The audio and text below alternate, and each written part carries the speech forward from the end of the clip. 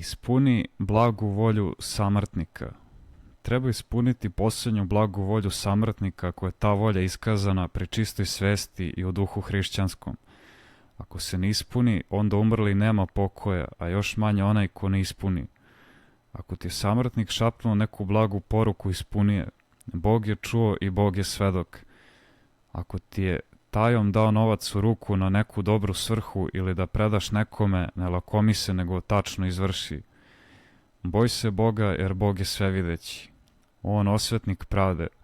Ako je čovjek umro, Bog je ostao živ i on će se osvetiti. Želja samrtnika, ako se ne protivi Hristovoj nauci, neka ti je zapovest. Pomišljaj stalno na svoju blisku smrt i govori sebi: ja ću skoro biti samrtnik. Ja ću imati nekome nešto da poručim ili ostavim za moje spasenje. Onaj će mi učiniti ako ja učinim po svetoj i pravnoj reči Božjoj, kako merom merite, onako će vam se i meriti. Aliluja, aliluja, aliluja. Slava tebi je Bože. Amin.